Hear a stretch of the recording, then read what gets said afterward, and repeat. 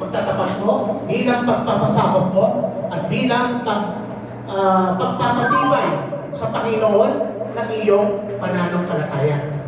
Kaya, hinihingi ng Diyos sa isang mananampalataya yung resibo na ikaw ay mananampalataya. Hindi po lang pagliligtas ang water baptism.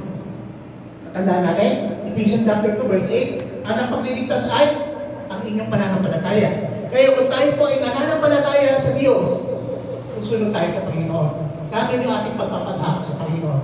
Hindi po ba? Mismo ang ating Panginoong Sus, halimbawa, example, siya po mismo ay nagpabautismo. Kanino? Kay John the Baptist. Sabi nga ni John the Baptist, huwag po akong bautismo, hindi ako nararapat. Pero kailangan po mangyari yung prophecy. Mangyari yung kalooban ng Diyos. Di ba? Siya po yung maging halimbawa ng mga tagasunod, lahat ng mga alagad. Di ba? Ngayon, tayo po ay ligtas na. Nung tayo tinanggap natin ng Panginoong Sus, tayo po ay ligtas na. No? Tinalikuran na natin yung ating mga pangit na pag-uugali, kasalanan. Di ba?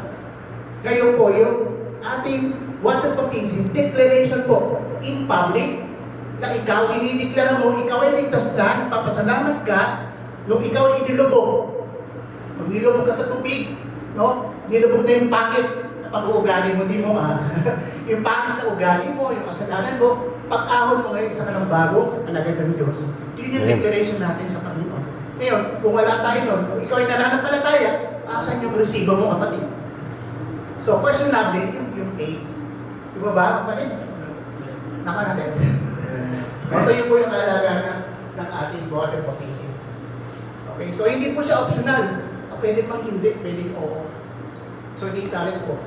Ang lahat ng sumasampalataya, kinakailangan ng water baptism. Amen po? Amen. Hindi po ako yung mamamatay at muling babalik at hahatol. Wala po akong karapatang humatol sa inyo. It's your choice. Kami ay taga-pagturo, taga-pagpaalala. Amen po? It's your choice.